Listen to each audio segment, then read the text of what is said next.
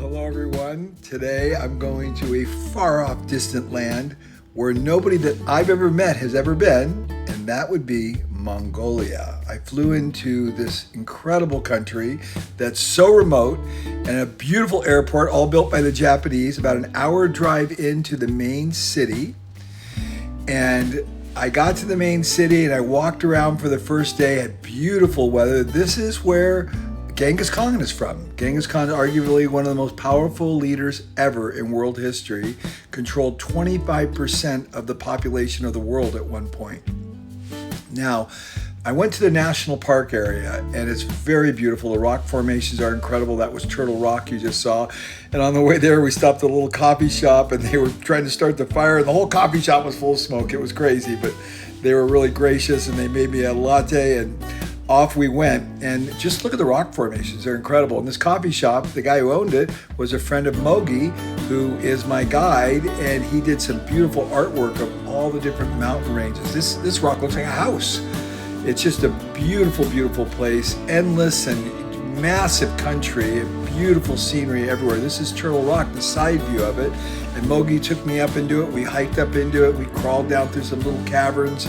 And we just had a great time, took some beautiful pictures. And I think that picture, doesn't that look like Genghis Khan out there? Doesn't it look like he's overlooking the whole valley? And another, look at this head here. It looks like Genghis Khan overlooking. And then Mogi decided he wanted to go four-wheeling in his little Toyota. And we got out of the car because it was just too heavy. And he finally made it up this mountain. We made it to the very top. And we had a beautiful, beautiful lookout at the very top here. And the other nice thing is there's almost nobody anywhere. We were always by ourselves for the most part. I think we saw 2 or 3 other people.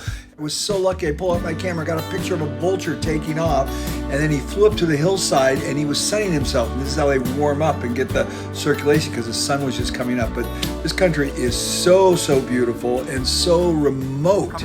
And the Utes right here, or the Gerts as they call them, this is where people live. And they're everywhere. They're all over the place. And we got invited into their home.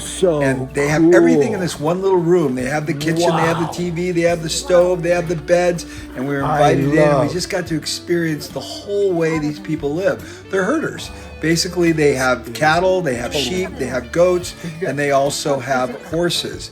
And she shared some of the traditional, this is, I believe, horse cream off the top, and Mogi takes a bite of it on a piece of bread. I didn't risk it. But so this is what they live on, basically meat and fermented horse milk and all different kinds of things they make out of horse milk. But then we got on the horses and we went riding out into this vast wilderness all by ourselves. And I enjoyed it a lot. The saddles are not that comfortable, but I got used to it after a while. About 3 hours, we were out there chasing herds of other horses and a Mustang with all its mares.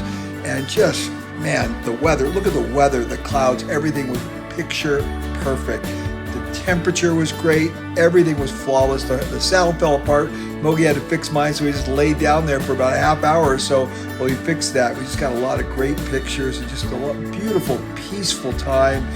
We heard elk calling and some wolves and just beautiful. And then these more herds. These are all just wild horses everywhere because this is horse country. This was Genghis Khan's big thing, is they were good horsemen. And then a whole herd of goats and sheep. And then just more rock formations. And this is the actual area where Genghis Khan would winter along this river. So you can see we had a beautiful day, beautiful everything. And then we ended up by going to the famous Genghis Khan Memorial. And this is the largest horse statue in the world, made out of stainless steel. And you get to go up it and then take your photograph looking back. It was just absolutely incredible. And look at the weather again in the sky. Everything was perfect.